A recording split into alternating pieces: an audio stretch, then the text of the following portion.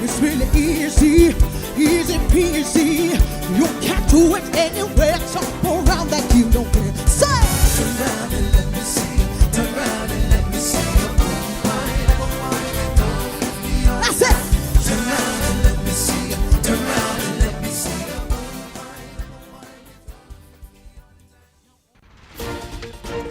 Tonight, more layoffs reported at Norman's Key. We've got the latest on this. Also, a man is shot and killed, taking the country's murder count to 49 for the year. And later, the latest on Bahamian troops in Haiti. Eyewitness News starts now. Good evening, everyone. I'm Janae Noel. Thanks so much for joining us. We begin with breaking news tonight. Coming in from the Free National Movement headquarters, we understand that chaos has erupted at those headquarters after it's been reported that Renwood Wells, the former Minister of Health and also the former Minister of Works, is being denied a nomination in the lead up to the next general election. We do have a team making its way to the Free National Movement headquarters. We hope to bring you the latest before the end of this newscast. Meantime, chaos erupting on Norman's Key, a private key in the Exumas, as a number of Bahamian staffers were reportedly laid off and ordered to leave the move, prompting an immediate investigation by Department of Labor officials. In video footage obtained by Eyewitness News, workers were seen with packed suitcases, bags, and boxes, alleging that they were fired without cause. Labor officials confirming to our news team that they've received multiple complaints and are currently meeting with executives and attorneys representing Norman's Key. But it's not the first time the Key has found itself under scrutiny. Back in May, Eyewitness News broke an exclusive report that led to a full investigation into allegations of immigration violations, labor exploitation, unpaid wages, unlicensed construction, and environmental concerns. It's a story we are continuing to follow tonight. Well, on to news from the crime beat. A young man gunned down in the Bain and Grandstown community. It marks the 49th murder for the year. Arlington Ritchie Jr. has the details in this report. A missed call that will never be returned. That's now the harsh reality for Richardette Archer, the mother of a 10-year-old boy whose father, 32-year-old Jimmy Lorville, became the country's latest murder victim. Moments after his lifeless body was wheeled off of the scene, Archer says her son lost his final chance to speak to his dad, a conversation that will now never happen. He been there early the other day. He been to see him, but he was sleeping. And just hours later, Archer herself received a call, one that shattered her world and left a void that can never be filled. This is my second son that lost his start to gun violence. So it can be hard on me trying to break the stem tomorrow because I don't know how he can take the news. Police say Lorville was retrieving water from a pump near his home when he was ambushed, gunfire erupting as he came under attack. Dark-colored Japanese vehicle, small Japanese vehicle, pulled up alongside him, opened fire on him, fatally wounding him. While investigators have yet to determine a motive, Archer says Lorville, who had a troubled past, was making efforts to turn his life around, focusing on being a better father. He been in some trouble in the past, and he had a hard life growing up. He got closer with God, because if he didn't get closer with God, I think he saw it would be, I don't even know. In the church every week, coming to see his son. As family members now plead for justice, police are urging anyone with information to contact the nearest station. This marks the country's 49th murder for the year. Linton Ritchie Jr., Eyewitness News. Still talking news from the crime beat tonight. A 40-year-old man fighting for his life in hospital after he was shot near the intersection of Buttonwood Avenue and Sequoia Street last night. According to early reports, the victim was walking in the neighborhood when a motorcycle carrying two men reportedly approached. One of the suspects pulling out a gun and opening fire before the pair sped off eastbound on Sequoia Street. The victim transported to hospital by ambulance. Police also investigating another shooting incident. A 38-year-old man shot outside an establishment near Willis Street and Alexandria Avenue shortly after 11:30 last night. Investigators say the man was allegedly shot during a heated dispute with another male. Tonight, his condition remains unknown. If you have any information on any of these incidents, you're asked to contact police at 919 or 328-TIPS. Well, with murders now on the incline, Prime Minister Philip Davis sending a strong message to young men that they should bow out of a life of crime. As the bloodshed continues, the nation's chief making his remarks at a recent Crime Town meeting in the Mount Moriah constituency. And I say it from my heart. You know, I love you. And I think about you every single day. It keeps me up at night because I wonder where you are, who you're with, if you will live to see the potential I know that each of you young men carry. Too many of you feel unseen, unheard, written off. Too many of you believe the only way to be respected is through fear. But I refuse to accept that. I'm making it my personal mission to give you a fighting chance. I want you to win. I want you to build. I want you to lead. Because all of you have that capacity to do what I just asked of you. The capacity to win. So to those of you already caught up, I want to say, you are not beyond help. Meantime, a 48-year-old man charged with incest and indecent assault, he was hauled before the magistrate's court before Assistant Chief Magistrate Carolyn Vaught Evans after prosecutors say he reportedly engaged in incestuous relations with his 8-year-old daughter. Earlier this year, the defendant not required to enter a plea. Prosecutors allege that he also inappropriately touched the girl's private parts. The case is expected to proceed to the Supreme Court by service of a voluntary bill of indictment on October 2nd. He can also apply for bail at a higher court. Until then, he's been remanded to the Bahamas Department of Correctional Services. A New Providence man sentenced to 2.5 years behind bars after admitting to stabbing and beating his own father during a domestic dispute last week. 37-year-old Dana Rodden appeared before Senior Magistrate Anishka Isaacs yesterday. He was formally charged with causing grievous harm. According to reports, Rodden attacked his father, Simeon, during a heated argument at their home on July 12th. The victim, his dad, remains in hospital. He is currently listed in stable condition. In court, he pleaded guilty and claimed that the altercation stemmed from an intense disagreement with his father. Magistrate Isaacs strongly admonishing him for his actions. Foreign Affairs Minister Fred Mitchell calling for peace tonight on the heels of a dispute between the United States of America and China. At the center of their scuffle is the country's decision to partner with China to fund and build a new hospital. United States officials arguing that Chinese investment in the region are risky, but China taking a swipe at U.S. officials' criticisms, calling them baseless. No, the Bahamas foreign minister, that's me, did not attack the United States or its president, nor did the prime minister. That's a lie. Our position is whatever the U.S. does in the domestic policy of their country is their business, not ours. Similarly, with regard to China, we encourage silence with regard to these matters, and we say that this country is not a battleground for geopolitical conflicts. To quote Lyndon Pindling, we are friends of all and enemies of none. Well, just days after officers attached to the Royal Bahamas Police Force landing themselves in hot water after reportedly recording a Caucasian woman in their custody who repeatedly shouted racial slurs and demanded that she use the bathroom. It eventually led to her defecating on the station's floor. Assistant Commissioner of Police Shivago Dames, with responsibility for technology, sending this message to citizens on responsible recording. First of all, let me say, I know that the minister would have spoken to that video that was circulating already, and so I would not offer any more comments on that. But it is important to know that when these things do happen, there are family members out there, and so we have to be cognizant of that fact. Because when family members see these videos, we know what that can do to them. But what I want to say to you tonight, that while you use your devices for any number of other reasons, use them for positive reasons. When matters do happen where we can capture some evidence of things that happen that the police can use, please forward those things to us.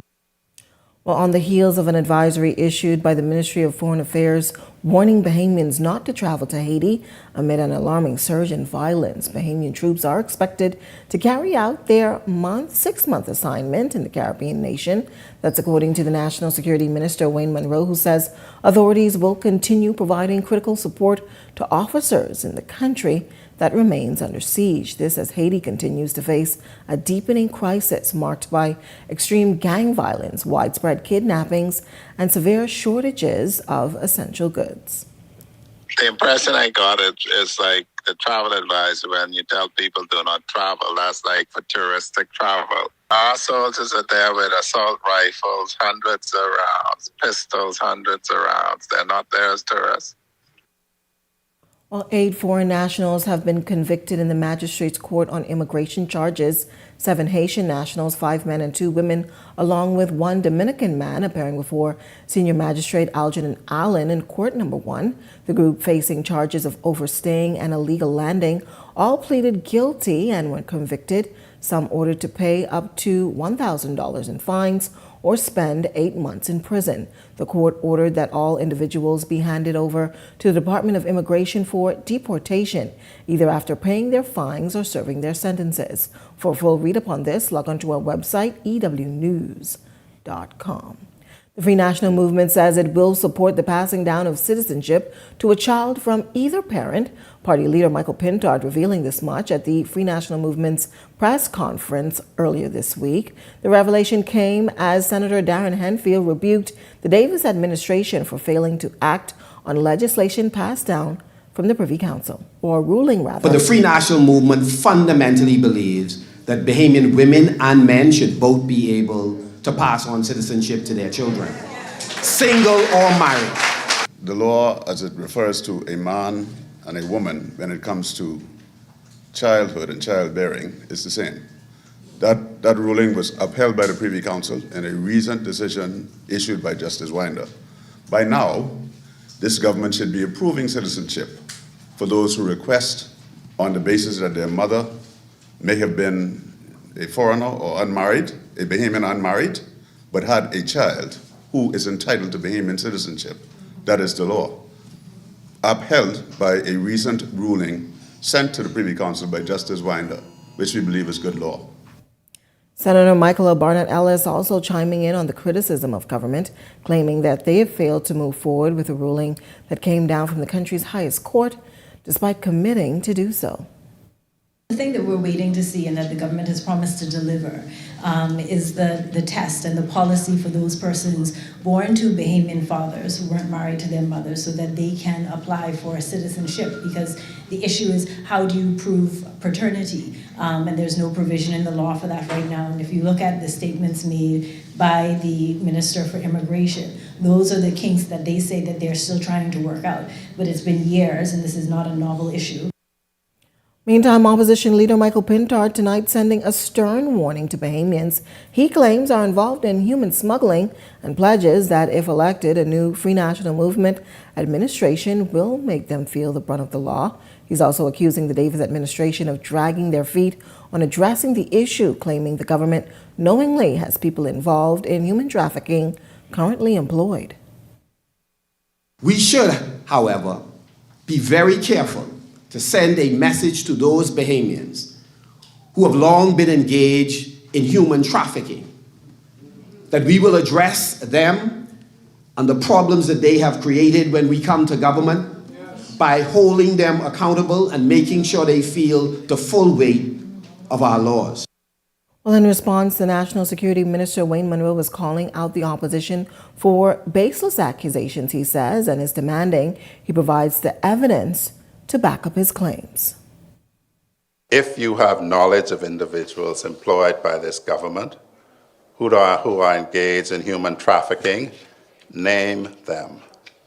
Bring the evidence.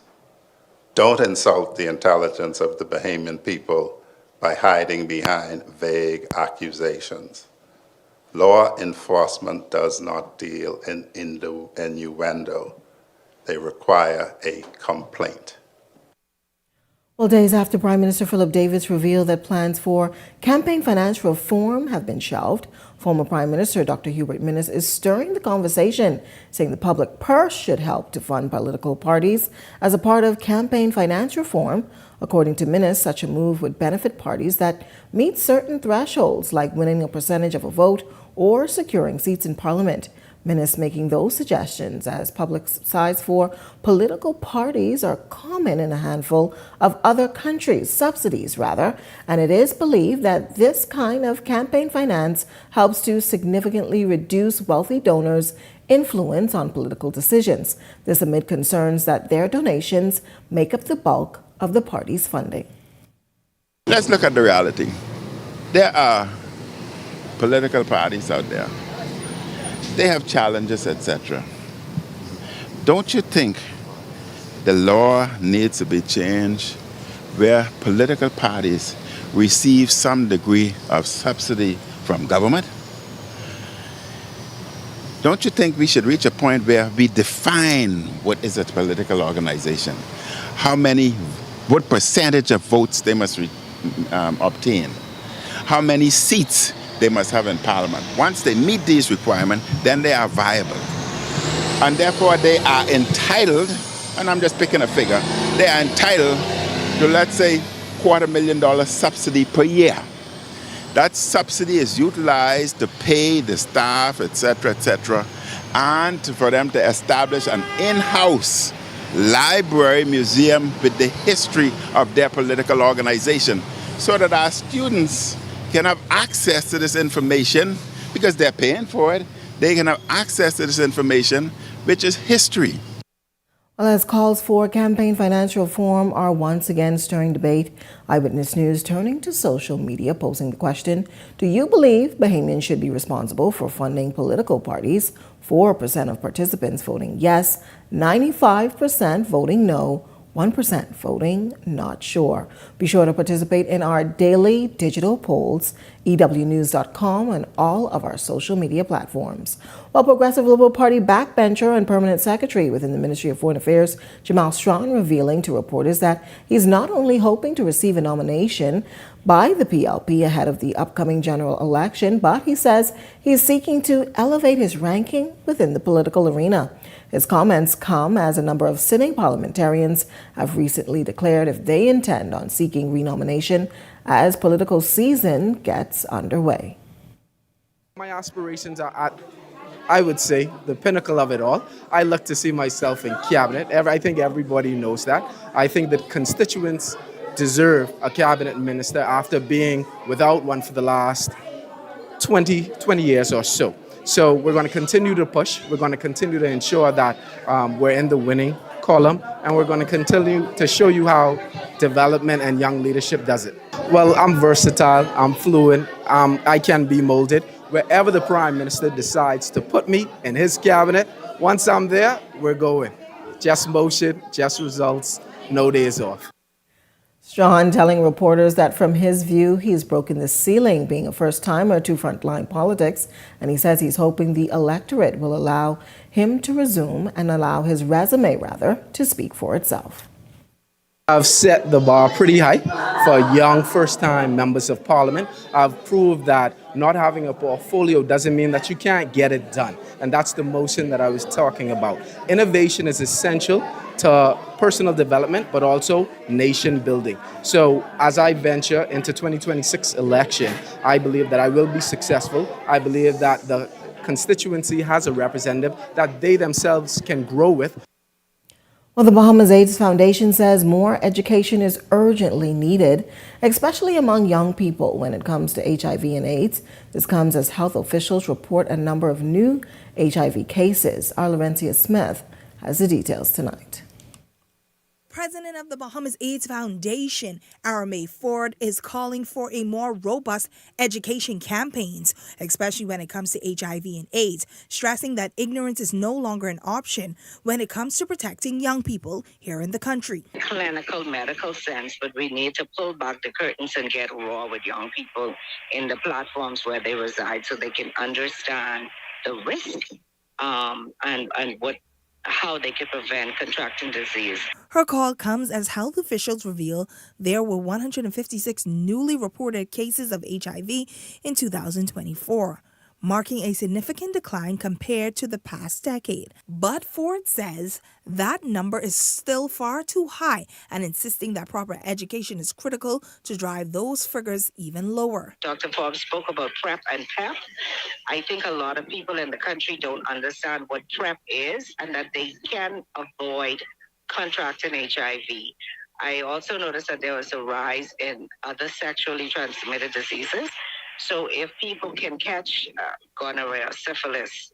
Meanwhile, Ford says another area of concern is the narrative being pushed by some that HIV and AIDS are no longer a death sentence. She notes that while treatment has advanced, complacency could reverse hard-fought progress. I'll say this for me, from an NGO perspective, it weakens our ability to access funding, because if people feel HIV and AIDS is no longer an issue, then this is a cause they don't have to support.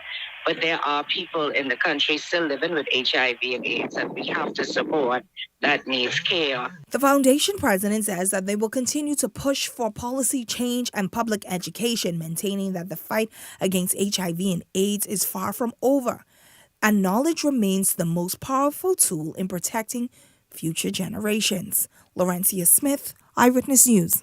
You've got a news tip, or if you've seen news in the making, call the Ion News hotline 397-6397. We also invite you to send your letters to the editor to Eyewitness News Bahamas at gmail.com.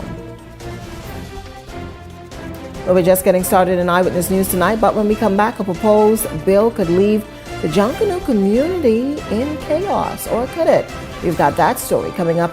And later, labor officials not sitting on their laurels as they want to see unemployment numbers up. We've got more on that right after this break.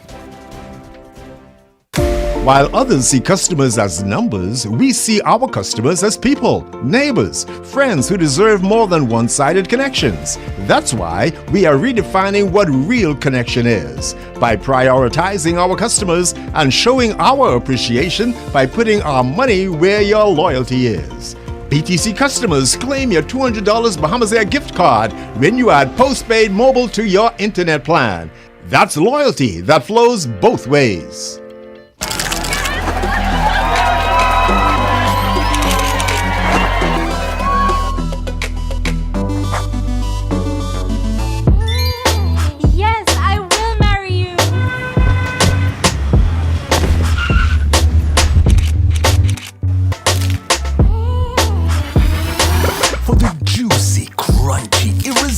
Taste of a KFC big deal, some people will do anything.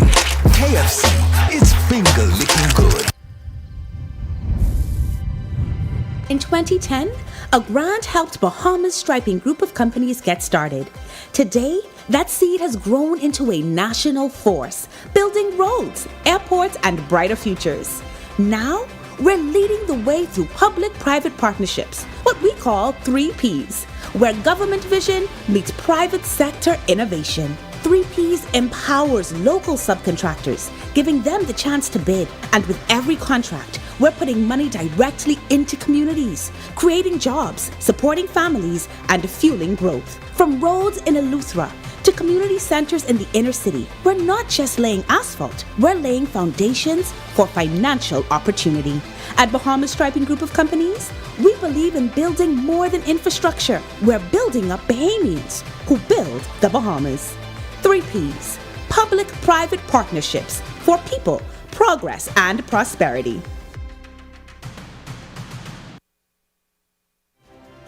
This segment of Eyewitness News is brought to you by EV Motors Fleet Sales Division. For 2026 commercial vehicles, call 821-2403 today.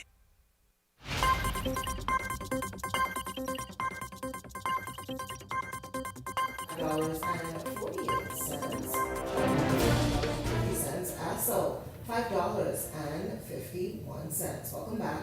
You're watching Eyewitness News. Well, a major power shift could be on the horizon for Junkanoo. A new bill has been presented to stakeholders last night that could dissolve the long-standing Junkanoo Corporation in the province and replace it with a government-run entity, the National Junkanoo Authority. Now, the proposed authority would be responsible for regulating, organizing, and commercializing Junkanoo activities across the country, including the power to issue funding, set rules, and determine parade formats.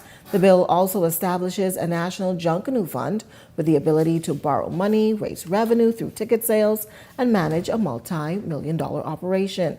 Sources telling Eyewitness News that many group leaders are pushing back, with some claiming it's an attempt to strip away their independence. One insider calling it, quote, like going back to the plantation.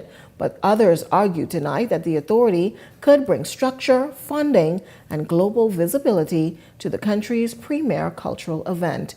Now, no final decision has been made, but the Junkanoo community, we understand, remains divided on this issue. It's a story we are continuing to follow. Meantime, a groundbreaking partnership is taking shape, one that could catapult Bahamian businesses and culture onto the global stage. The Bahamas Chamber of Commerce and the National Art Gallery of the Bahamas, they're joining forces with a U.S.-based platform to help local entrepreneurs tap into international markets. Our Delano Roker has the details tonight.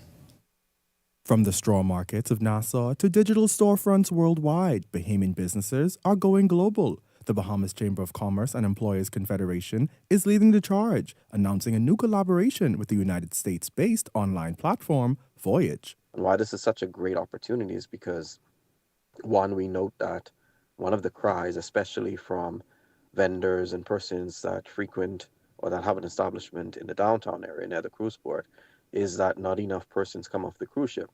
And so now, through this opportunity, with persons, getting a first-hand experience of the Bahamas through the lens of a Bahamian, an entrepreneur, and they're able to touch so many different industries because they touch the orange economy, the blue economy, they touch hospitality, they touch tourism. Founded in 2019, Voyage has been instrumental in connecting regional creators with global customers. CEO Olivia Klupar says bringing the Bahamas into the fold was the natural next step. Our customers through Voyage.com are primarily travelers, mostly cruise passengers, those who love to shop and connect, and also those who are looking for a cultural experience. The opportunity with Voyage is really connecting locals to travelers in a way where travelers can shop before, during, and after their vacation. So it's not just the few hours that they are in Nassau, but also the year-round opportunity around the holidays, around the summer and the winter season. And it's not just commerce. The arts are front and center. National Art Gallery Executive Director Malin Ford says Bahamian creatives are already turning heads overseas. Doing a version of a Paint Like Amos workshop, which will hopefully encourage tourists when they dock to visit the NAGB and have a look at original Amos Ferguson paintings.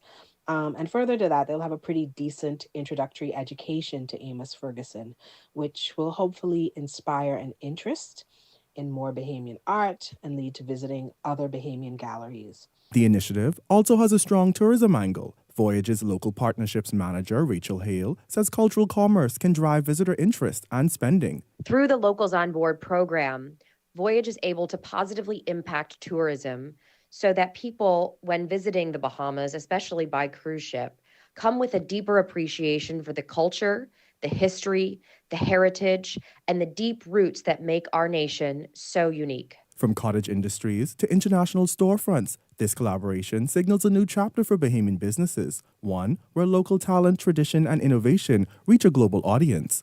Delano Roker, Eyewitness News. Well, a new chapter in business collaboration is unfolding. Samantha Roll, the newest member of the Bahamas Chamber of Commerce and Employers Confederation, says her appointment is strengthening the ongoing partnership between the Small Business Development Center and the Chamber. The partnership with the Bahamas Chamber of Commerce, BCCEC, is a long-standing relationship as they are a founding partner of the Small Business Development Center. It's an absolute honor to serve alongside such dedicated professionals at this time, when innovation, collaboration, and access are vital to the continued growth of our business community. Roll says that the role opens the pathway for the SBDC to have stronger advocacy on issues that impact Bahamian businesses.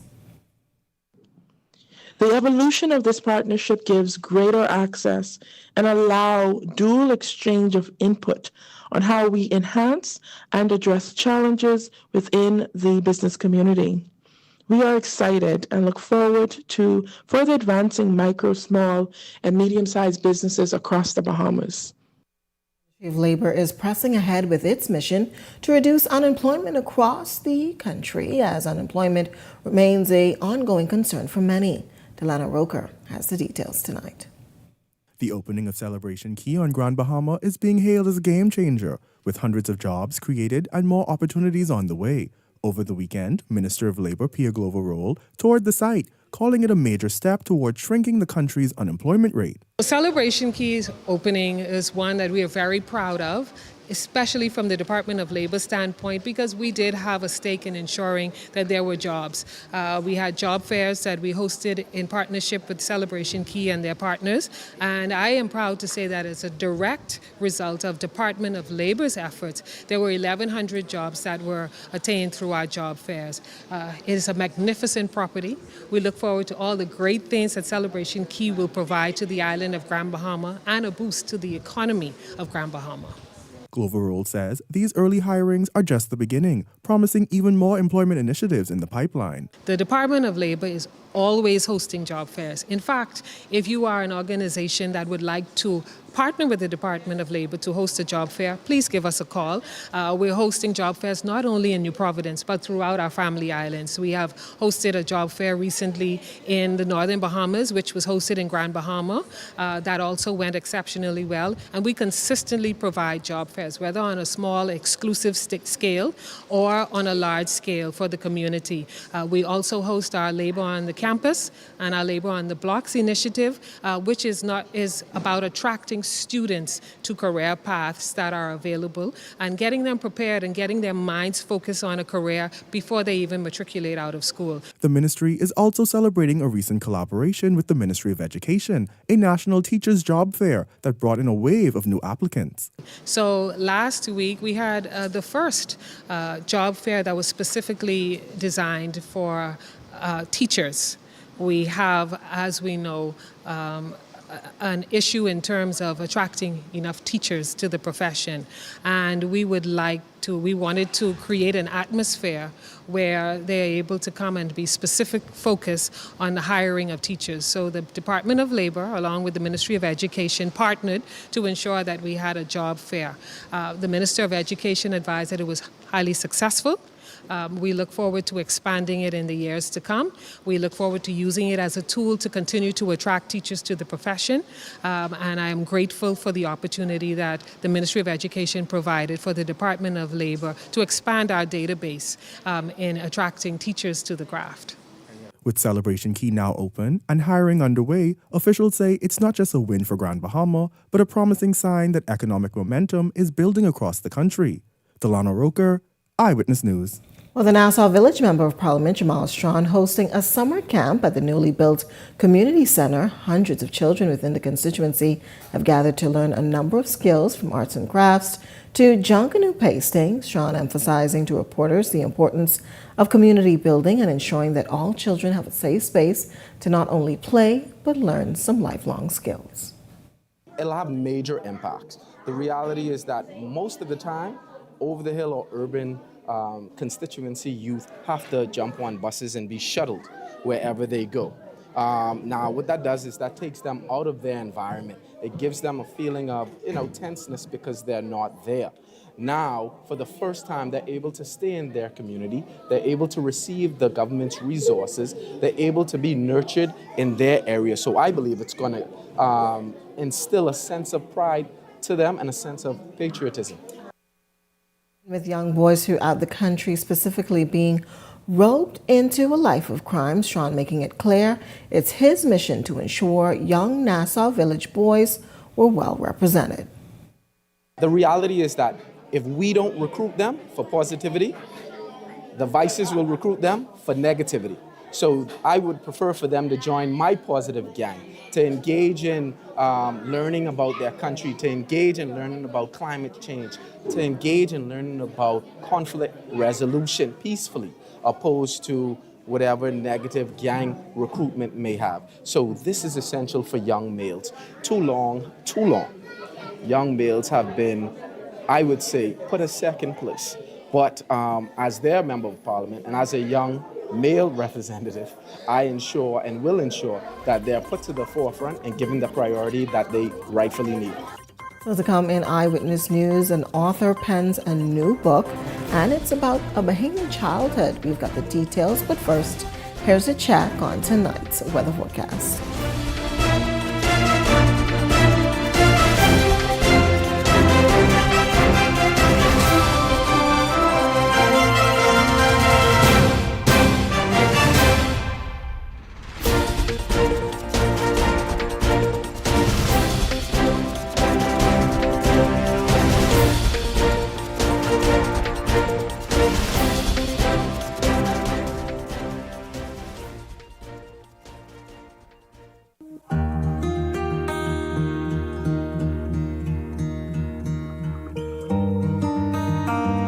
you work hard to provide for and protect the ones you love.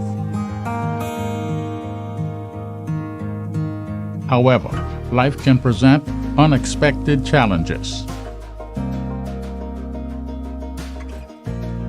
Who you call in times of need matters. Insurance Management is a Bahamian-owned company that has been serving our community for over 40 years, offering a wide range of coverage for all of your personal, professional, and commercial needs.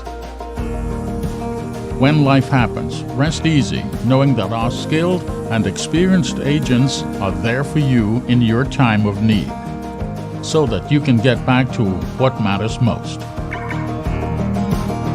Insurance Management. Nobody does it better. At BOB, we take pride in our business banking. I chose Bank of the Bahamas because it was a Bahamian-owned bank. The bank has certainly supported our evolution through overdraft facilities, purchasing of equipment, facilitating of salary payments, and I really believe that Bank of the Bahamas is able to help in the development of the local economy. I would truly recommend the services at Bank of the Bahamas. Only one item? Are you tired of limited choices? I'll have the one item on the menu, thank you.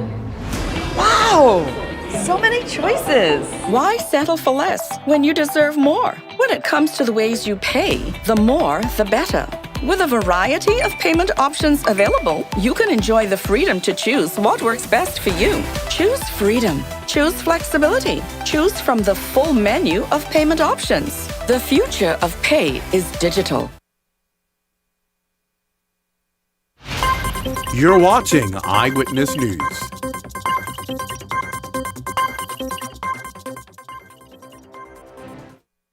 New book by She's inviting readers to rediscover her identity, culture, and connection through the island of Shelby Mott. Our intern, Layla Sands, has the details tonight. I think that our personalities, our behaviors, our core values, the way we see life, even our spirituality, there's something about us that it may not seem concrete, but it is. A story rooted in identity and reflection, The Island of Shelby Mott is the latest work from Bahamian writer Ernestia Frazier, who says the book offers a deeper look into how we see ourselves and others. It's also a celebration of island living, with Bahamian culture woven throughout the story. Frazier says, I think I love the island of Shelby Mott because it really allowed me to put our culture on display. And so those elements really were expressed in the language and sort of the nuance of our behaviors. Set in a time before social media and smartphones, the book captures the simplicity and wonder of childhood. And this book is really a tribute to my childhood. I grew up really in the 90s, and so this is a time when technology hasn't taken over. In fact, it's still fairly new, but it's an era where children went outside to play. And as she prepares to meet readers this Saturday, Frazier shares a final reminder, one she hopes stays with everyone who picks up a copy. To sort of embrace the people around you and find the good in them.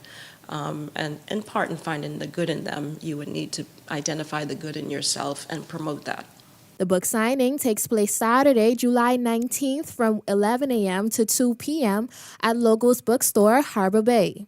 Copies of The Island of Shelby Mott will be available for purchase and signing on site. Layla Sands, Eyewitness News. Thanks, Layla. Well, so to come in Eyewitness News tonight, our Laurentia Smith has your latest check on sports right after this break. Welcome to Paradise Premium Foods, where exceptional taste meets everyday convenience. Right in the heart of Hurricane Hole Plaza, whether you're planning a beachside brunch, an intimate dinner, or simply restocking your favorites, we offer only the finest selection of local and imported goods, handpicked for quality, freshness, and flavor. At Paradise Premium Foods, shopping is effortless, service is personal, and every visit feels like a treat. From gourmet meals to go to organic essentials and indulgent treats, this is your neighborhood market elevated. Live well, eat better. Discover Paradise Premium Foods, now open at Hurricane Hole Plaza, Paradise Island. Paradise Premium Foods. Taste the difference. Edenwell has expanded their testing menu. We now offer blood work, drug screening, and so much more. Our hours of operation are Monday to Friday, 7 a.m. to 5 p.m., and Saturday, 8 a.m. to 1 p.m., located on 11 Madera Street. We are here for all of your laboratory needs, with fast and reliable lab work done by our friendly and knowledgeable staff. Let us help you take the needed steps to stay in the know about your health. Let's keep working towards a healthier you. Stay Eden well.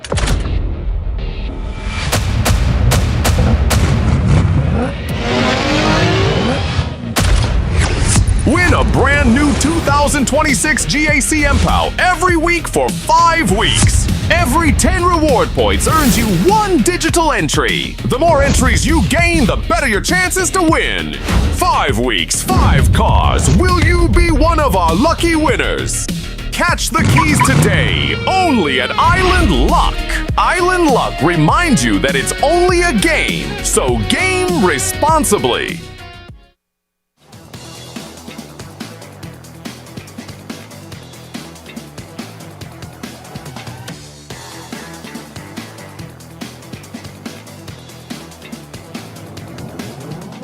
Eyewitness Sports is brought to you by 103.5 The Beat.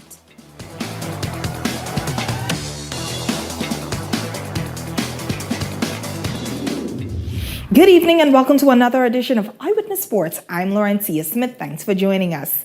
Topping sports tonight. We have the latest highlights from the opening day of the 2025 Pony International Softball World Series hosted at the McAllen Youth Softball Complex in McAllen, Texas. The Bahamas under-14 team came out strong, dominating against the STX Sun Devils in their opening matchup with a commanding 13-2 victory. In Game 2, they battled Team Force for a 3-3 draw, leaving them unbeaten on day 1 with a 1-0-1-0 record. Meanwhile, the Bahamas U18 softball team did not fare as well on opening day, dropping their first matchup against the Clutch 8-0. They were much more competitive in their second matchup against XTX Lightning, but came up short 8-6. The U14 and the U18 team are both back in action today. Now, definitely stay tuned to Eyewitness Sports for the latest highlights from the 2025 Pony International Softball Series. In news from the soccer pitch, the Bahamas is set to host a U14 Girls International Friendlies against the U.S. Virgin Islands later this month. The matchups are scheduled for July 25th and 26th at the Roscoe Davies Field, right here in the capital. 4 matchups will take place over 2 days. The morning session will kick off at 8:30 a.m. with free entry, while the evening games will begin at 7:30 p.m. Tickets for those are $10 for adults and $5 for children under the age of 12.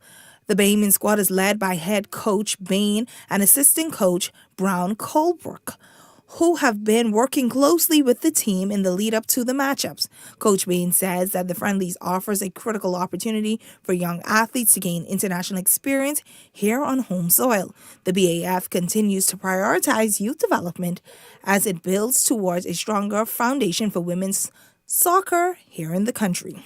Well, that's what's making sports at this hour. I'm Laurencia Smith. Stay tuned for more news on the other side of the break.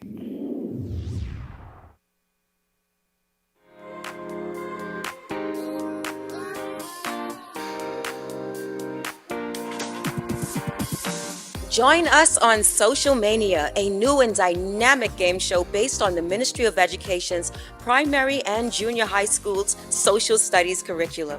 Students from across the Bahamas go head to head as their knowledge of social studies is challenged. In this episode, we have D.W. Davis Junior High School, and they're gonna battle against H.O. Nash Junior High School. Which school will emerge as the winner? To find out, join us as these two schools engage in intense competition. You don't want to miss it.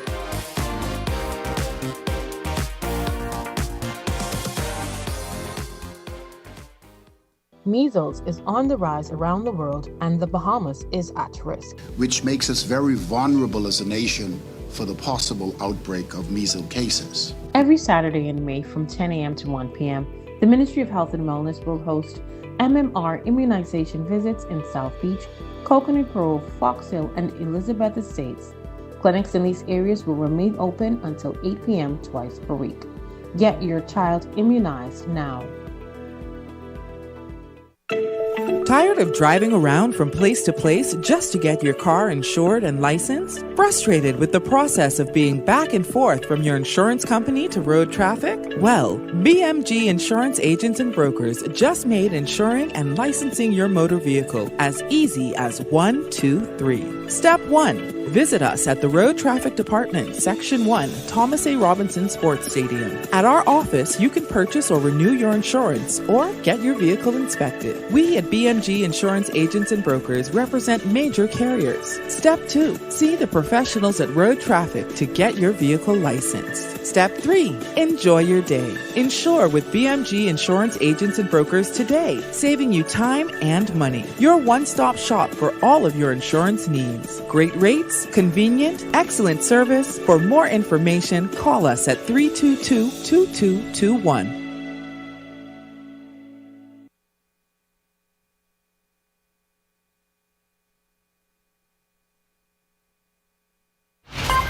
You're watching Eyewitness News. Well, that wraps up news this Friday, but coming up and beyond the headlines with Shanique Miller, a look at all of this week's hot topics. It's a show you don't want to miss. That's coming up and beyond the headlines. It starts right after this. That does it for us here at Eyewitness News. It's certainly been a pleasure having you in our company tonight. On behalf of the entire news team, I'm Janae Nawal saying good night, be safe, and have a great weekend, everyone.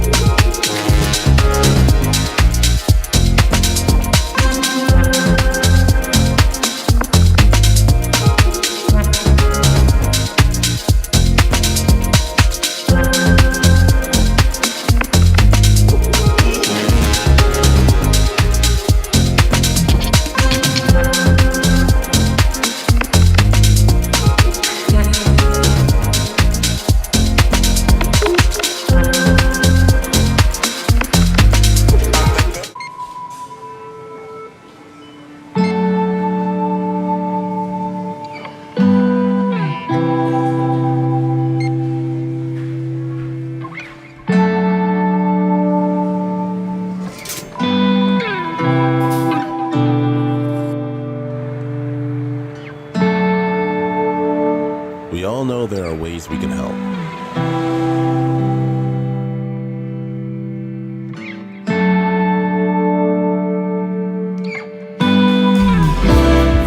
Your help can go even further.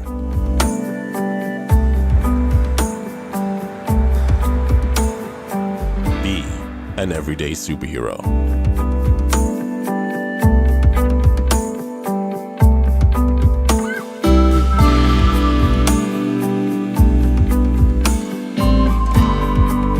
Donate to Hands for Hunger.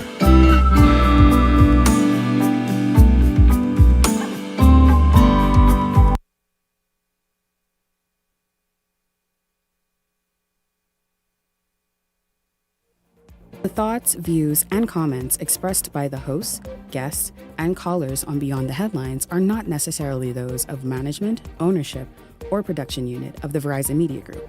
Beyond the Headlines is a production of ILTV Studios and cannot be reproduced or represented in part or entirety without express written permission of the Verizon Media Group.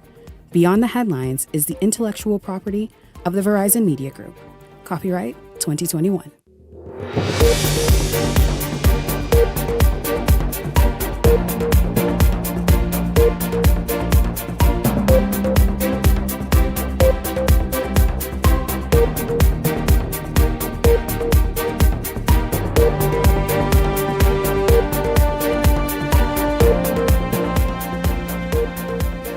up tonight, the country recording its 49th homicide overnight. We hear from the woman who had a relationship with the victim. Also tonight, you've seen the viral video, a woman in custody taunting the police and they seemingly taunting back. It's what happened during the exchange. That was shocking and still is, in fact. And tonight, Long Island residents weigh in on the political direction of the island this election season, while opposition Michael Pintar advising Long Islanders don't fall for it. It's politics. This is Week in Review Fridays. This is Beyond the Headlines. Good evening. I'm Shanique Miller. It's great to have you along this evening. Well, a mother is now losing and has now lost yet another one of her children's father due to gun violence. She told Linton Ritchie Jr. today, it's a reality she never saw coming. A missed call that will never be returned. That's now the harsh reality for Richardette Archer, the mother of a 10-year-old boy whose father, 32-year-old Jimmy Lorville, became the country's latest murder victim. Moments after his lifeless body was wheeled off of the scene, Archer says her son lost his final chance to speak to his dad, a conversation that will now never happen. He been there earlier today. He been to see him, but he was sleeping. And just hours later, Archer herself received a call, one that shattered her world and left a void that can never be filled. This is my second son that lost his dad to gun violence. So it can be hard on me trying to break the stem tomorrow because I don't know how he can take the news. Police say Lorville was retrieving water from a pump near his home when he was ambushed, gunfire erupting as he came under attack. Dark-colored Japanese vehicle, small Japanese vehicle, pulled up alongside him, opened fire on him, fatally wounding him. While investigators have yet to determine a motive, Archer says Lorville, who had a troubled past, was making efforts to turn his life around, focusing on being a better father. He been in some trouble in the past and he had a hard life growing up. He got closer with God because if he didn't get closer with God, I think he saw it would be, I don't even know. We're in the church every week, coming to see his son. As family members now plead for justice, police are urging anyone with information to contact the nearest station. This marks the country's 49th murder for the year. Linton Ritchie Jr., Eyewitness News. You also on that story, the mother there saying that, the father came to speak with his son and that never happened because the boy was asleep and is something she regrets. I want to bring into this discussion now Leslie Miller and Garth Rosborough, Beyond the Headlines contributors.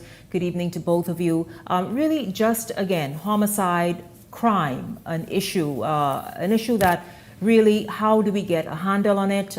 We know it's in one of the perhaps areas that is known to have more crime than other areas, but yet still, here's a family tonight that's mourning, that's in shock, and really a loved one gone, and children without a father.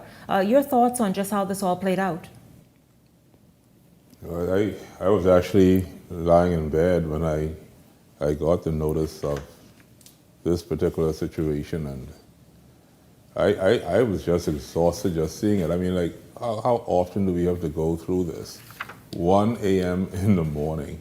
What are we thinking? Where are we going? What are these situations that continue to develop where we have to threaten each other, especially the men? I just want to stress that just a bit, Shanique Miller, because I do believe as a country we're losing too many of our men. You've been discussing immigration matters during the course of this week. We talk about the influx of illegals coming in.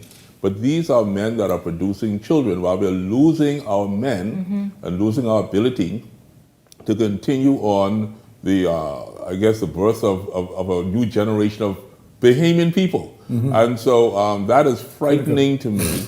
I wish that somehow, I know we have some interception programs with Carlos Reed and other intervention groups, but I do believe more must be done. There is a heavy financial situation when it comes to government's consultation. Maybe we need to pour some of that consultation money into saving our men. But how do you do that? How do you save people who don't want to be saved, who say, listen, they will handle matters in their own way, and men who just are intent on not being reached? I mean, let's just be real. These are adult men behaving as they are, and in some instances, even teenagers. You know, the truth is that, and I've heard this on your show here and Beyond the Headlines, that men seldom cry out loud. And I think it's now the role of ministers of the gospel, pastors, to go into communities, go into homes, meet these men and become the role model that the good Lord intended them to be. There's too much of a disconnect between pastors in our community and men. We see our churches are filled with females, filled with women. I do understand the women are the ones that give you the most in tithe and offering. I know this to be factual. I know men don't have that excess money to throw to God, but men need to be known that, you know, you're loved, you're appreciated. We want to encourage you to be a family man, to go to work, go home, take care of family. We have our men being lost on the streets, Shanique Miller, to drugs and liquor. So when are we going to stop I this? dare say that is what the men want. That's what we want. They see, it's not Mayberry. This is a different time. It's the Bahamas 2025. It's real life. Which pastor is going to go into the home or the neighborhood of these men to risk his or her safety? Let's be real about this, because it's a real situation. It's not a ready-made answer. Miss, Peter, upon this rock, I will build my church. Peter then was walking and around the and he gates had of this to hell deal will with. not prevail against it. You got to be bold. You can't be afraid. You talk about a God who protects, a God who is stronger than any other force in this God who earth. say have sense. If you can't do what you're supposed to do, then don't be a preacher. I'm going to tell you that straight up, Shanique Miller. Do not be a preacher, because a preacher is a military role. You go against not flesh and blood, but you go against demons and spirits and principalities. This is what being a pastor is all about. It's not about riding around in a Learjet and a mansion and living a good life. You are the chief servant. And when you have a community that is being lost, your job is to go and seek that which is lost and bring them to salvation. Leslie, That's what preaching is all Leslie, about. what are your thoughts about that? Because I'm on the fence on that matter, because I think preachers also have to be sensible and can't risk their lives with these people. The police can't be everywhere at every time. That's right. The pastor can't be everywhere at every time. But he could be somewhere though. A man has to think wrong. The people don't want to see the before pastors. he does wrong. The people don't want to see no pastor. Because they're living that life. You have to think wrong before And then you on do top of wrong. that, the pastor, some of these pastors little jivey. Okay. Yeah, they are jivey. That's what I'm trying to tell you. We got to get this right. The fellow decided in his own mind that he's going to take a life, and he did that. You can't blame the police. It's not a police problem. We're not blaming the police. It's not a pastor's problem either. Yes, it is. It's not. Yes, it is. Listen, if I'm in Boyd Road and a fight start in Boyd Road, what the pastor? He better not get in the middle of it. I'll tell you what the pastor. What he's supposed to do. I'll tell you what he's supposed to do. Check his track record for the last 5-10 years, and I guarantee you, he has neglected the flock. No shepherd neglects the sheep. These fellas don't go to church. They don't have to go to church. I go to church every Sunday. The church has my to church, go if to I these get 30 people. people in that church, I'm happy. Nobody's going to church The no more. church has to go to the people. This is what I'm trying People to say. don't to go you. to To the people, Garth, really, and I can't understand blame it what on you're church, saying. man. Yes, The church? you can't blame it on the church, because you have got I don't buy now that. some Bahamians who say they are agnostic. They don't believe in God. Forget that. Yeah. Run, don't miss me with that religion. church. And so, where are pastors? This is real now. Very where real. are pastors going to go and put themselves in harm's harm's way? way. Well, I can tell you what I can And do why? then. Take them 50 churches out of your community, let the liquor stores run amok, and stop giving pastors crown Yeah, land. the liquor Because stores giving them the running crown amok. land to build The these liquor- big edifices ain't helping nobody. But ain't nobody's beating When we them. have hurricanes, y'all don't house these people. Y'all don't feed these people. Go to Thank God Glasgow for Road. No. You see what I'm saying? Thank God for Bishop the fella Lawrence's in role family feeding them. and the I know feeding what a ministry and ministry so would. forth. He feeding but 10 people. people He do Yes, that. yeah, but you got to be active. Yeah, but many pastors are doing that. But we are talking now about the violence that come with that. These You guys cannot will eat your blame food, And the eat your pastor. food, Kingdom turn around, of curse you God and will move. not suffer violence. We talking about God's kingdom, peace on earth. Listen to me. They need to be violent, because I'll tell you, Jesus was no run over.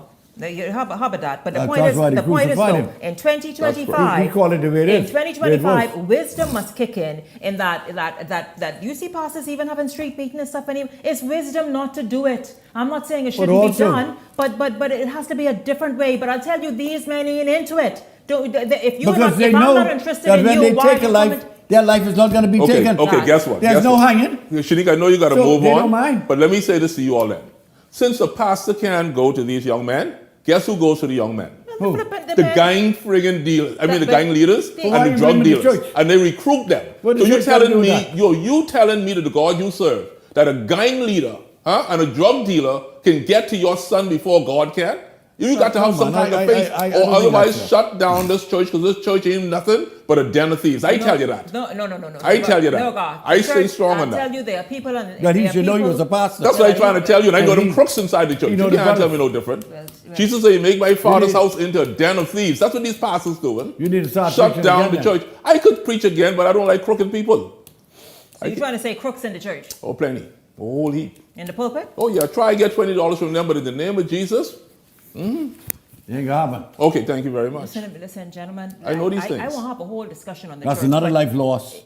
Another kids. Another set of kids without Mothers fathers. crying. Yes. Another set of What we kids can do? growing up angry because why? No Yeah. father figure, which What is you can do? extremely important. And we could talk about family planning because that's a whole discussion right there Yes. that we really can't afford to get into much further this evening. Better bring But back capital we'll punishment. revisit that part right there. What's that answer? Repeat that. Capital punishment is what you got to bring back. that right Tell me there. what that answer. Give me an alternative. You know what answer. And I'll, You know- give me you know- one, you please. know answer right All there. the members of parliament, give me one alternative. And I'll Capital accept punishment. it. That's That it. makes sense. But listen, speaking of, a shocking video making the rounds on social media this week, raising concerns about questions about police protocol, or what is police protocol, and also detainee treatment and how that happens. A local attorney now says the woman caught on camera in a disturbing outburst could have grounds to sue. Listen, I'll tell you, this is a little vexing on both ends, though. Really, it truly is. But let me just continue with this. That she could have grounds to sue the police force. This as the organization now has an intense internal investigation underway. I know you all saw it played out. We all have different views and opinions on it. Let's hear from Devontae Hannah first, and then we'll come back and talk about it. The 2-minute video obtained by Eyewitness News shows a visibly agitated woman handcuffed and shouting racial slurs inside what appears to be the East Street South police station. At one point, she defecates on the floor after being denied access to bathroom facilities, triggering national backlash and legal scrutiny. Attorney Christina Galanos says the incident, while extreme, could still place the Royal Bahamas Police Force at the forefront of a legal battle. It is embarrassing, and that is definitely an issue, and I could definitely see a potential lawsuit flowing from that. Eyewitness News understands the woman was initially arrested on Jamaica Road and later transported to the East Street South police station, where sources say she bit an officer and kicked a civilian who tried to intervene. Glanos warns that her conduct may not be enough to nullify a potential suit. Making a nuisance of herself does not give you carte blanche to breach her right. Police officers and police stations are expected to be able to handle all manner of citizens. The Royal Bahamas Police Force confirmed in a statement that an internal investigation is underway, saying, quote, "The actions displayed by police officers in the video are not a reflection of our organization's policies or laws," adding, "Those found culpable will be dealt with to the fullest extent of the law." Minister of National Security Wayne Munro says the officers' actions violate standing orders from the commissioner that prohibit the release of videos or photos of individuals in custody. The policeman cannot be a reality movie producer, firstly, in making such a video. And secondly, even if it were made on a body camera or for some other reason, to release it, as I understand it, breaches clear directions by a previous commissioner of police. The woman has since been released from police custody pending further investigation. Devontae Hannah, Eyewitness News. You all, this is such an emotive issue. It's all over the place. Apparently the woman did claim in the video she asked to use the restroom, but we saw what happened. She apparently was denied that right, and she decided to defecate right on the floor. She seemed to, was she intoxicated or under the influence of something, which is still no excuse not to allow her to use the restroom. That's wrong. But of Clearly course, wrong. she also made very insulting and derogatory. As we discussed in the newsroom, in the U.S., the word nigger, that's what she used. It's just a bit different in the Bahamas, how we use it, but that's not the point. She thought she meant it as a grave insult. Now, gentlemen, how do we do this? Because the police are now under scrutiny, and many of them are deserving to be under scrutiny. But in this instance, in the video that we saw, I felt as though that video, they did that as their protection. This woman obviously came in there heavily angry and perhaps aided by Well, good. substances. And so they figured, let's tape this for our protection as well as hers. Now, how do you all feel about that? I know about that too. And then the fact that the investigation is underway and they obviously, if found to be in the wrong somehow of, number one, as Wayne Monroe said, conducting a whole reality show Very serious. experience, that they could obviously face consequences. Very, very interesting scenario, and I know I'm almost like a live-it-all, right? But I too I've been in Carmichael Police Station behind bars myself. Someone just wanted to get back at me and told the police that they saw me with a handgun and they ran me through the system and said I threatened them. And next thing I knew, there was a bolo out for my arrest. And I went to report a tenant, Shanique Miller, for not paying rent. And For a year. they told me that, hey, listen, there's a bolo out for you, go to Carmichael Station. And next thing I knew, the commentary there wasn't pleasant. The commands weren't pleasant. The belt has to be removed, the sneakers, and you got to shut up. They use words like shut up. And they put you in the cell and they treat you almost inhumanely. But there was no camera there, Shanique Miller. No camera. Okay. In this situation with a Caucasian individual, Yes. there happens to be a camera for some odd reason. No, I that's would- somebody's phone. You can, just the way it looked like Well, it someone wasn't with their anybody's phone. phone when I was there. I'm probably not celebrity enough to have the phone on. But in this particular situation, I just would like to say straight, I believe that the Caucasian factor has much to do with this particular incident. The fact that she seemed somewhat intoxicated or off balance, they probably felt that, you know what, here is a photo or video moment, and they started rolling the tape. And of course, it's going to escalate emotionally because of the taunts that she was making. We as a people, we can't take much when it comes to verbal abuse. And so, of course, the retort came, and of course, she did what she had to do in terms of theatrical. I believe the whole defecation thing was just theatrical, to add insult to injury, possibly for lawsuit, possibly to get an edge on the situation. And of course, a lawyer would say, oh yeah, she number ready to go one, now. both sides are at fault. I heard her say both sides are at fault, but at the same time, there is a case here for a potential lawsuit. And as they said, Wayne Monroe, there could be actually legal action against these officers, and possibly there could be some measures for discipline. You know, first and foremost, it was a despicable act on both parts. So for the lady, I just, it's beyond me that you arrest someone, they say they want to use the bathroom, you don't allow them to use the bathroom. That should never happen. Nowhere. Under any circumstances. But they make you wait. That's They your do make female. you wait. Yeah, but that's not fair. They do make you wait. Yeah, but it's not fair. Uh-huh. And you saw what happened as a result. She used the word nigger. Well, I just call her a little white nigger, that's all I had to tell her. Because a nigger is a state of mind, it's not white or black. It's just a word that's been used all around. You know, when I was in high school in Miami, as a high schooler, I used to call my white friends niggers. They just look at me, the guy say, yeah, you know, you all know different from me. If I cut you, you're going to bleed. Nigger's a state of mind, it's how you think up here. Until Not you the go- color of your skin. Until you go to South Carolina. Well, you say South Carolina all the time. It means But, different it things. was In the despicable. Bahamas, in the Bahamas, we use it interchangeably. It was despicable, and it reflects on us as a people that this could have allowed to happen. The police should know better. And that affects every Bahamian that we allowed this to happen. Yeah. Yes. You know, and I think we should apologize to the young lady for what took place. Obviously, she's under duress. She was on drugs, as the police indicated. But that doesn't give them the right to allow her or to force her to do what happened. Deny her It's not fair. her rights because, you know, it could have been. Okay, that affects all of us, If somebody man. wants to use the restroom, I mean, that has But to not be only her taken rights now, into Shanique and Mercy consideration. Miller, all of our rights. Because we as Bahamian people, we get the similar treatment when we go there as well, I'm telling you. Right, to And the States? sometime- no, right here, some of our young men, young women who go into Yeah. these cells, some of them are bruised and beaten. You see the ambulances leaving the police station all the time.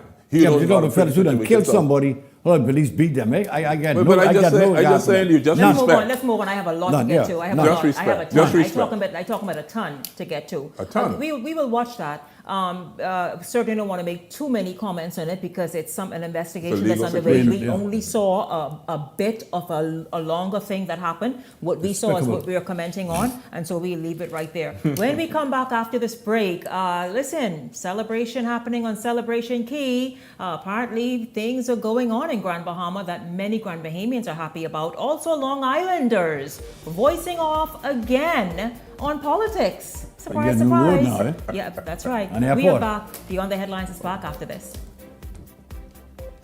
They haven't voted.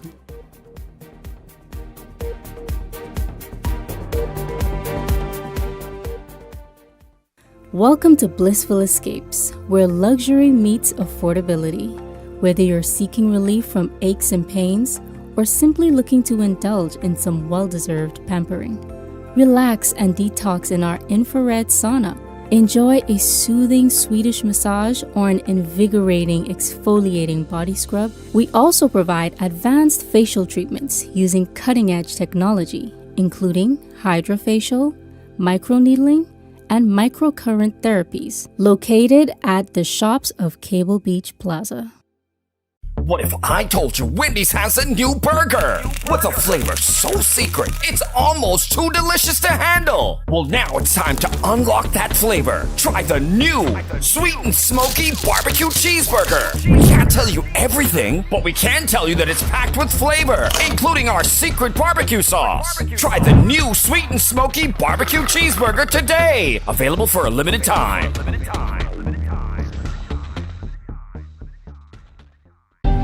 Cancer Treatment Centers of America is now City of Hope, creating one of the leading cancer care and research networks from coast to coast, providing more of what you need. More locations means more care closer to home. More specialists means more expertise.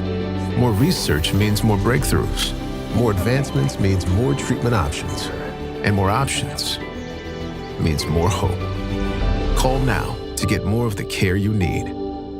Edenwell has expanded their testing menu. We now offer blood work, drug screening, and so much more. Our hours of operation are Monday to Friday, 7 a.m. to 5 p.m., and Saturday, 8 a.m. to 1 p.m., located on 11 Madera Street. We are here for all of your laboratory needs, with fast and reliable lab work done by our friendly and knowledgeable staff. Let us help you take the needed steps to stay in the know about your health. Let's keep working towards a healthier you. Stay Eden well.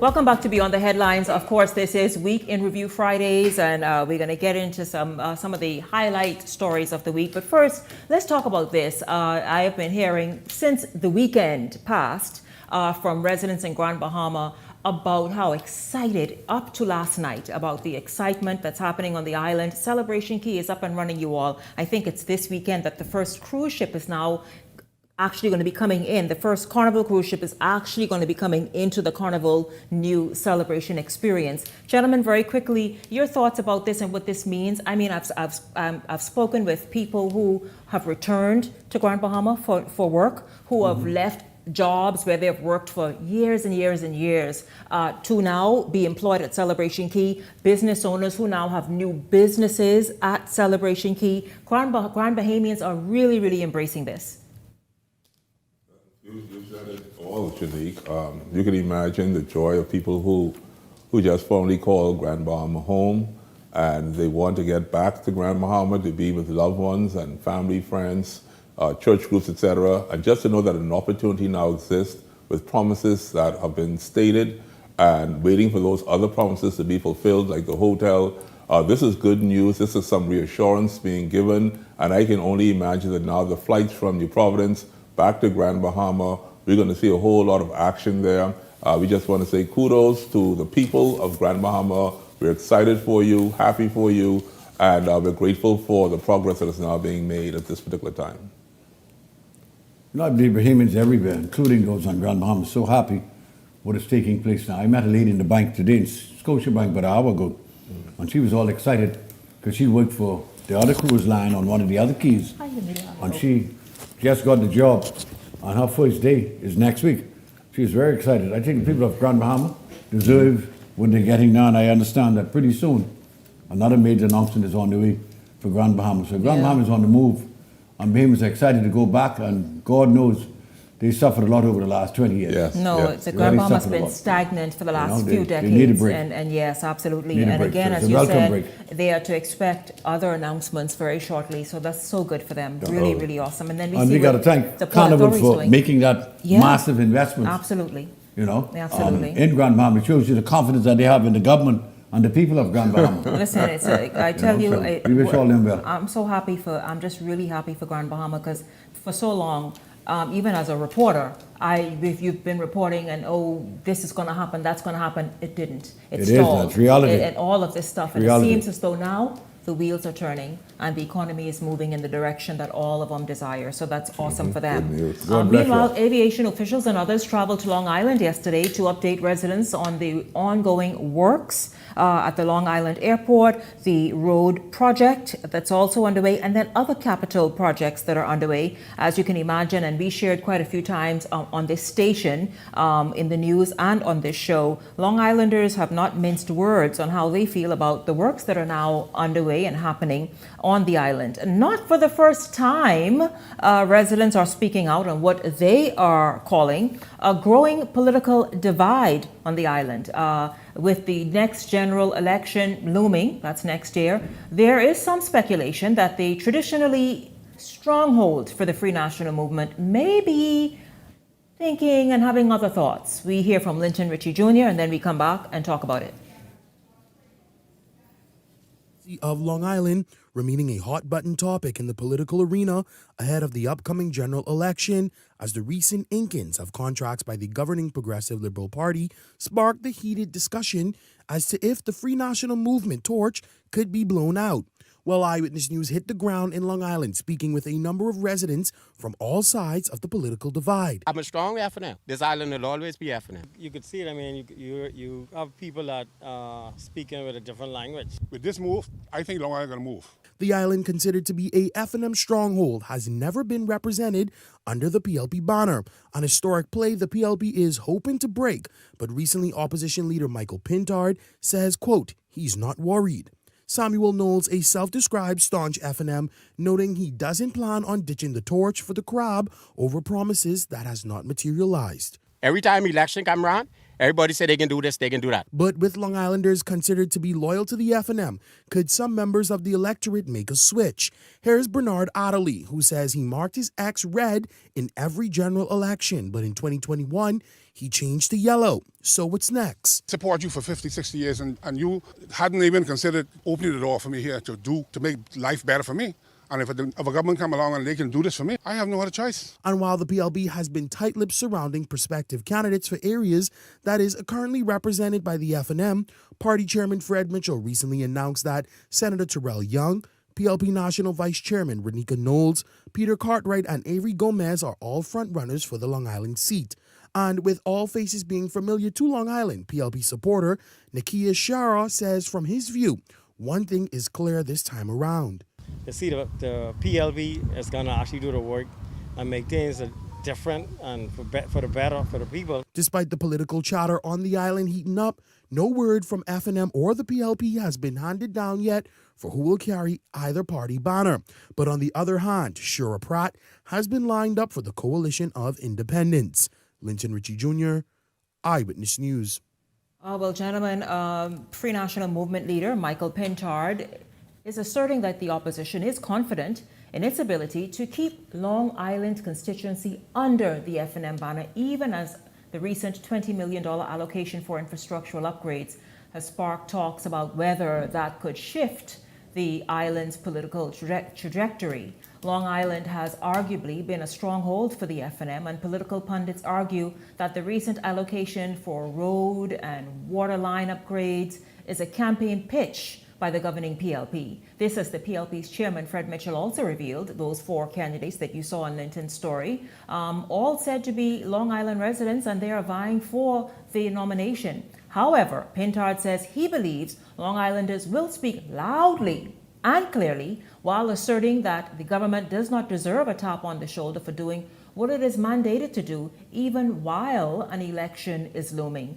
So let's hear from Pintard and then we'll talk. We are confident that we're going to retain Long Island. And so whatever the other organization does, again, they're taking care of their own business. We're going to take care of ours, which is to make the case to the people of Long Island that this administration led by me, we will work in their interest. Those projects that are incomplete, once election comes, we will move steadily to make sure that those projects are completed. We value Long Island. We've had a good track record in the past when we have led in the 3 non-consecutive terms, and we made progress under the last F&M administration. Has it been sufficient? Of course not. But again, we believe that infrastructural works, we have done a stellar job under the Ingram administration. We made some additional progress under Dr. Minnis. And what the Progressive Liberal Party is doing on the eve of the election is what government's supposed to do. You're supposed to help fix roads. You're supposed to make sure that transportation hubs are available like the airport, and you should, in fact, make sure that potable water is available everywhere. Well, Opposition Leader Michael Pintard, as you heard a moment ago, say, listen, hold up, what's all of this sort of hoorah about? You're supposed to fix roads. You're supposed to ensure the airport is conducive for visitors and residents alike to enjoy and for growth. And so why are you patting yourself on the back? Leslie, Garth, your thoughts on what Long Islanders have been saying in recent time in this story we saw from Linton, and also from the opposition leader's response?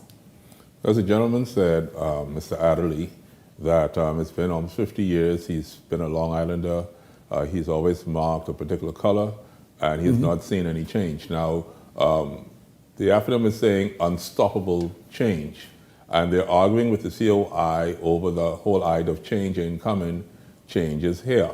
Well, both of those slogans, to me, have now no effect if the Progressive Liberal Party is actually doing something now. That means that the change that you're speaking about is actually happening under the present government. Are we a bit dismayed over the fact that it's happening 4 years into the term? Maybe so. But at this particular time, if things are now starting to mechanize and start to work now, then why are you going to stop that from happening? The only thing that can happen in the next administration, if there is another party, is stop, review, and cancel.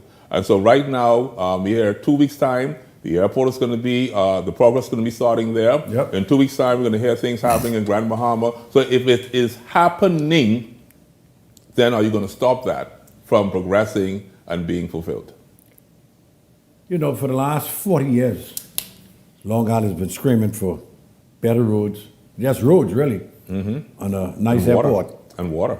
And I find it incredible that the leader of the opposition, he always keeps referring to the Ingram administration.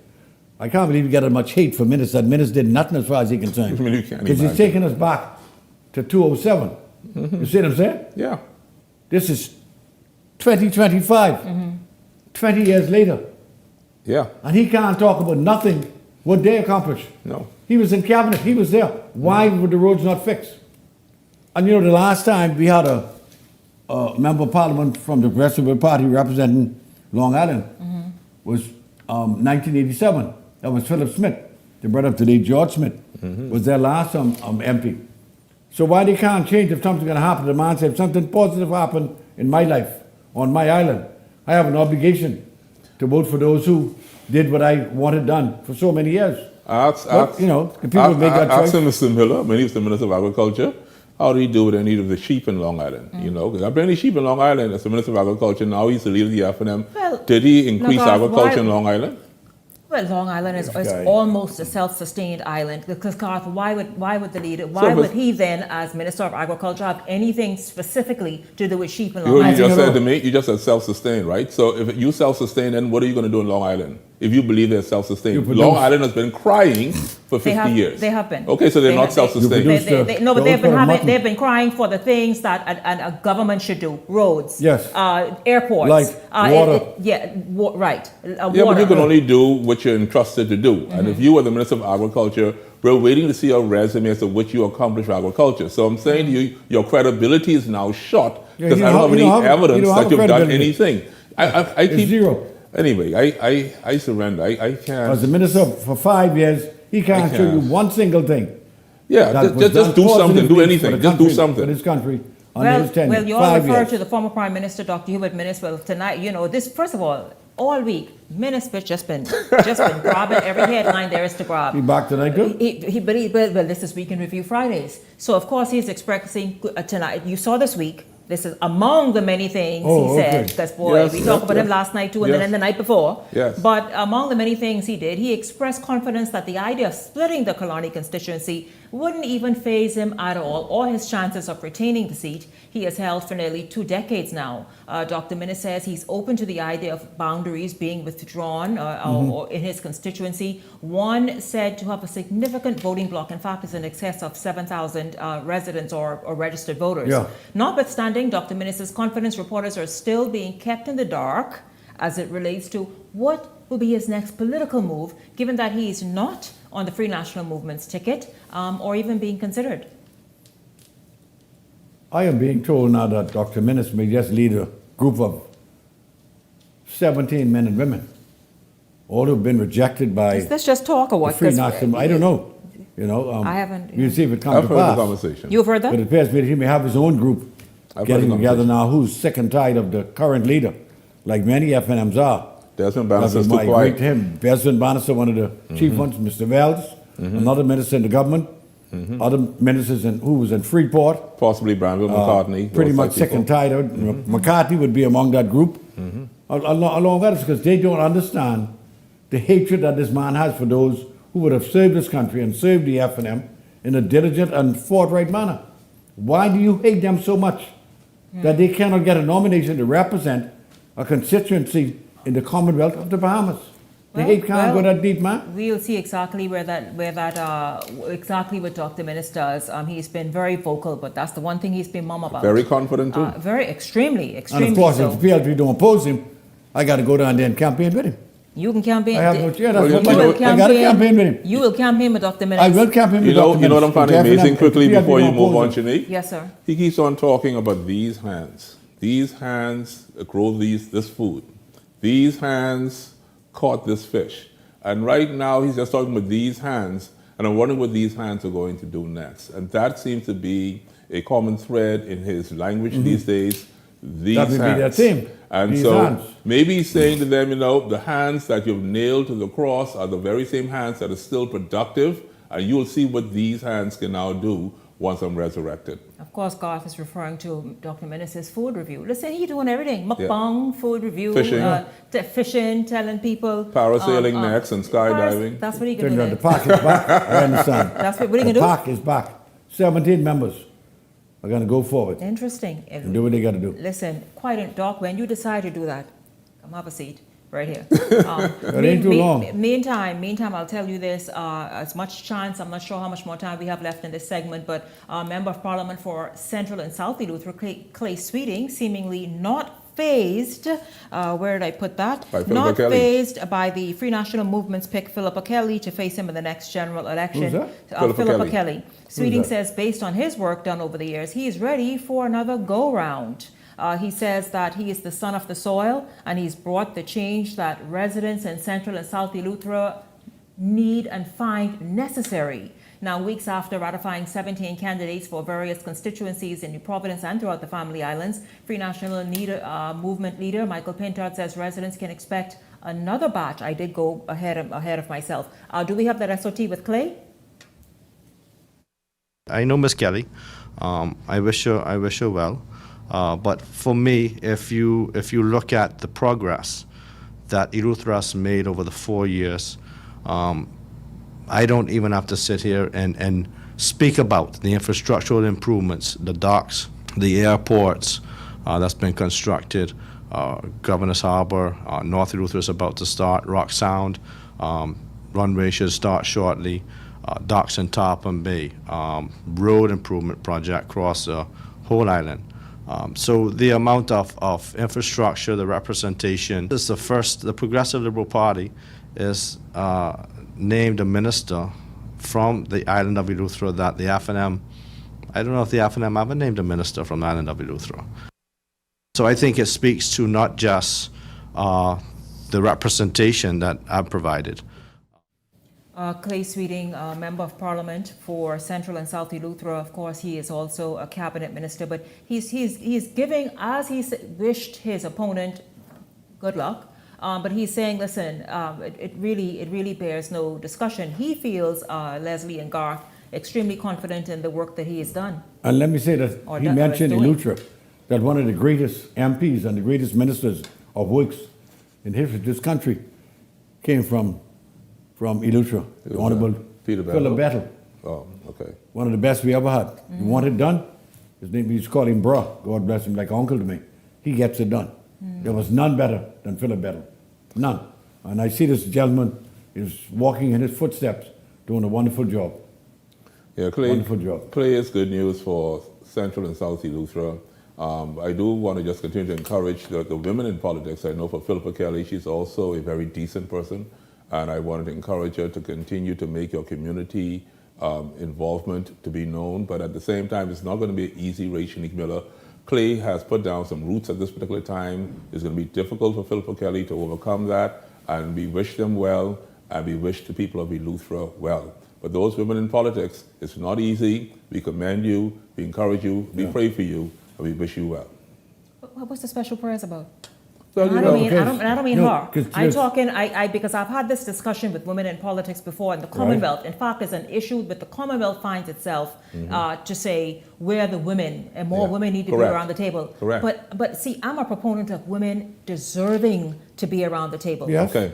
That's what I'm a proponent of. And so, yes, hardworking, awesome women, and we have had many of them and have some now. The point is, earn your way, earn your keep, everywhere, especially in he's politics. referring to the fact that, you know, I nobody referring to a woman is a gentle creature, and the attacks that will be put upon her by some of the viciousness that you see on Facebook and WhatsApp, you got to be prepared for it because it's coming. But the thing is, it's attacks. coming. It's attacks everywhere. It's attacks across the board. But we have a right to protect the women. But then the women. We have to protect the women women. are not. Women don't We have belong to in protect politics then.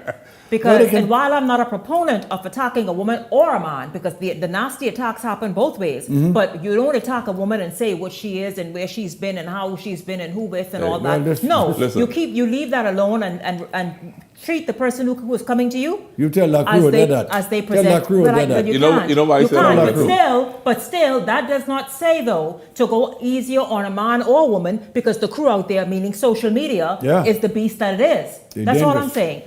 Now, Michael Pintard, the Free National Movement, of course, you know, they ratified 17 candidates recently. And he says the party is moving intentionally with the in the next phase with the candidacy process, checking in with former leaders of the party to secure the best possible chances in the next election. And no doubt there will be women as well making up the next batch of candidates. But yeah, we just want the best, man. You say you want the best? When you get into politics, I feel it is just not a bit. That's all I'm saying. Because I've had women here on whether show, it doesn't matter whether it's the conversation, whether it's beyond the headlines, and I have held them into account. But you do appreciate that it's women who run this country. Of course, women run the country. In all the public service. But women run the country. We have had women before in high elected positions. Yes, and done a wonderful job. And those women have done stellar jobs. Wonderful job. The Mother Pratt, the Dame Cynthia Mother all the Pratt, permanent secretaries and the like. The Janet Bostricks, the Glenna Santa Martins, and they have shown themselves to be just as good as any man. Yes. And so what I'm saying is they have not been babysat and asked for that. They have showed up and they say, excuse me, get out the way, I'm here and I'm here to do what I need to do. Yeah, what I was referring to too, you know, is we have Shira Pratt from Long Island, we have Philippa Kelly from Eleuthera, right? And I know the challenges are great, and I'm just simply saying this, Shanique Miller, tonight. You sit in a chair where you are I've been attacked. the head of Beyond the Headlines, I have been you attacked. sit as the hostess. I've watched from Clint Watson to now, I've watched people attack you, and I feel that it's only through the prayers and the encouragement and the Spirit of God that you have stepped. You've gotten the strength. You've gotten the strength from prayers. And all I'm simply saying is that for those of you who truly believe, you are a testament, Shanique Miller, to what can actually be accomplished. And I'm only saying to you tonight that you're an inspiration. Thank you for allowing me to tell you that tonight. Thank God, I appreciate that. But I'll tell you this: this station would do me no favors If I was sitting on like oh my God, and they're attacking me, they would say, sis, if you can't handle it, get out. But I want these women to realize one thing though. When you are attacked, you counter-attack. Because some of the low life that's in this country, that's going to come here's after how you. I counterattacked. Especially I with your showed children. up with lashes on, hair or no hair, and I give it to you straight. As simple as that. When I shave my head or the fact that I'm wearing all of this, I give it to you straight. And so I played no games. And yes, of course, I studied and showed myself approved, and I show up every night. And that's what I'm saying. Do your Looking job. for no gifts. Do your job. job. That's all I'm saying. Do your job. This is Beyond the Headlines. When we come back, we're going to shift gears. We're going to meet some ladies who's showing up Some beautiful in ladies. the area They look of pretty, eh? health, Don't forget number wellness, 4 on the and picture. fitness, and they have an amazing event planned for tomorrow. We'll talk about that. It's Independent Zumba. It's all happening right after this. Stay close.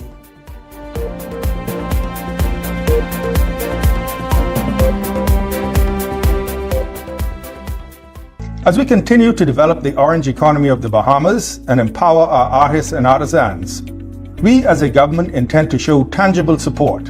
We are therefore requesting our Bahamian artists and artisans to submit images of their handmade, authentically made Bahamian products and prices as we move to produce a live digital booklet with Bahamian-made works.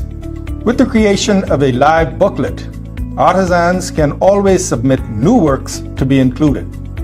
It is our intent to use this book as a catalog for the purchase of items by all senior government officials for gifts, display items, and the like. Ministers, permanent secretaries, members of parliament, and ambassadors will be supporting our orange economy by the purchase of items and in sharing this book to the wider global creative community. We are committed to grow and expand the orange economy of the Bahamas.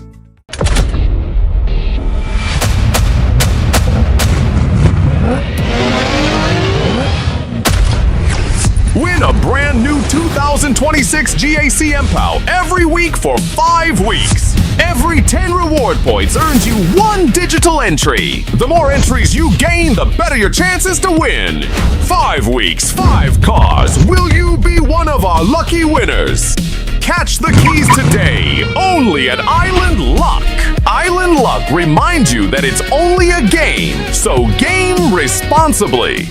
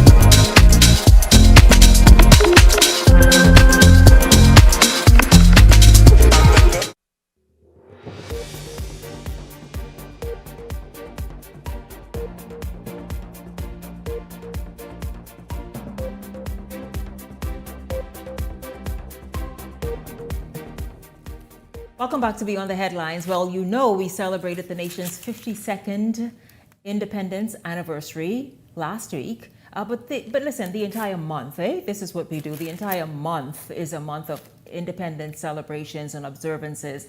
Well, how about this one? Did you ever think about this part, how you can celebrate and have fun? It is an Independence Zumba concert. So it's officially the 242 Zumba Fitness Independence Concert.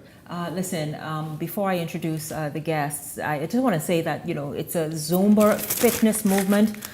What they have dubbed it for just in time for this whole independence season is a fitness independence concert. Now, I have never heard of that. I've heard of Zumba, but I've never heard of a Zumba concert. And in this instance, an independent Zumba concert. And so let's get right into it. Let's meet tonight's guests and talk about some fitness, some Zumba, some having fun, and how is this concert gonna just play out, really, all happening tomorrow. Welcome to Beyond the Headlines, Deidre McEwen and Allison Taylor. Ladies, hello to you. Happy Independence. Welcome to Beyond the Headlines. Thank you, Shanique. Thank you for having us. Thank you for having us. It's good to see you both. I just get the energy already. Listen, I know, right? Let's get into this whole Zumba concert, especially wrapped around our 52nd anniversary of independence. What went into the thought? And please give us an idea of how this is all going to play out. Well, Zumba is a Latin-based dance fitness initiative, and it's something that started to progressively grow within the country, and a bunch of Zumba instructors decided to get together and say, hey, let's see if we can pool all of our resources and have one umbrella. Oh, this is going to be major, because yes. I know, Deidre, that you have a Saturday, every Saturday Zumba dance experience, and it's a gospel Zumba dance experience Yes. each Saturday. But are you saying at this event, this concert tomorrow, is going to be several Zumba instructors? Yes, yes. It's a total of how much? Maybe 10, 12? 12 of us? Yes, yes. Allison say, don't leave me out. So this is awesome. Yes, go ahead. Yes, and so in true Bahamian style, we took it over. Like I said, Zumba is a Latin-based initiative. And what we did is we infused our culture, our love for the Bahamas, for Bahamians, for Junkanoo, for the music, for the arts, into the fitness workout. And so we're going to have live performances from our own talented Bahamian artists. They're going to perform their music during the class. So this so it's going to be live performances while you all dance. Yes. Oh, that is, it's really is unprecedented, unheard of, and obviously a whole ton of fun. Allison, join in, let us know exactly what people can expect, because Zumba is a full body workout, in case people didn't know. I mean, I've done classes with Deidre, I've done Zumba before. You actually are drenched in sweat. Yes. So what they can expect is a regular Zumba class, but on an upscale level. You will have the live performances. You will also have vendors that will also be selling at the event. And we will also have prizes and surprises. The first 52 persons, they will get a fan, as you just see. Oh, you're kidding. They'll get one of these? Yes, right there, the beautiful fans. Yes. And we'll have a Zumba event with all the live performances, hearing them as they sing, as we dance, sweating, having fun, being with everyone from every Zumba class here inside the New Providence. Really awesome. So it's a coming together of all these various. So is it going to be one after the next, or because I know it's in a huge space, so are people going to be sort of this area, that area, everything happening at once? How's that going to play out? So we're all going to be on one dance floor, happening at once, a song right after the next. And so each instructor. Yes, so we'll have at least 3 instructors on stage helping lead the songs, so persons can see what's going on for those, especially because it's not only going to be just Zumba participants. We are going to have new participants coming to see what it is about, so they can get experience of what it's like being in a Zumba class, just on an Independence Bahamas level. Yes, I mean, obviously turn up for Independence. But listen, ladies, we all know that, again, Zumba dance is amazing. I mean, I rushed, for 6 seasons with the Valley Boys, and I did it in choreograph, believe it or not. Yes, I did. So I know that dance has such great health benefits.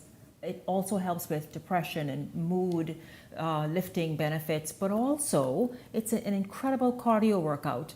If we can talk about the obesity level in our nation and how the fact that this type of fitness activity assists people with becoming healthier just with that. So yes, you were right, Shanique. You hit the nail on the head. We are, if not one of the top Caribbean countries that has a level of obesity that is ridiculous. It is, in my opinion, very alarming. And it's something that we need to take more seriously. And we love to dance, right? It's in our culture to move and to just express ourselves. So I think Zumba is a very good option for people who don't know where to start within their fitness journey, and or who has hit a point in their fitness journey where they're looking for something different or something more. It's always good to mix it up too. So Yes. it's a good mix, hey Allison? I Yes. mean, if you can talk about too just how, for you as an instructor, you as a health and wellness, I guess, ambassador and leader, given the fact that you are an instructor, how worrisome it is to see in the Bahamas just the obesity rate. Yes, it is worrisome. That's why my brand, especially under the Zumba community, is to make sure you stay active, you keep moving. You don't have to do the exact move, especially when it comes to the Zumba class, but once you keep moving, we are happy. We want to make sure that every step is counting. Yeah, it makes a difference. Now, ladies, of course, where is this going to happen? What time? What are people to bring? What can they expect? So it is going down at Anatole Rogers Gymnasium tomorrow, Saturday morning at 8:30 a.m. Bring your energy, bring your water, all right? Bring your money, because vendors are going to be there. And guess what? The Zumba community is that a community. So all the vendors there are a part of the Zumba community where they attend the classes. And so we want to spread the love in every way that we possibly can. So come on out, don't come alone, don't be selfish, share the love, bring somebody with you and just have a good time. Allison, you want to jump in? Tell them where Anatole Rogers is. Anatole Rogers is on Faith Avenue in the south.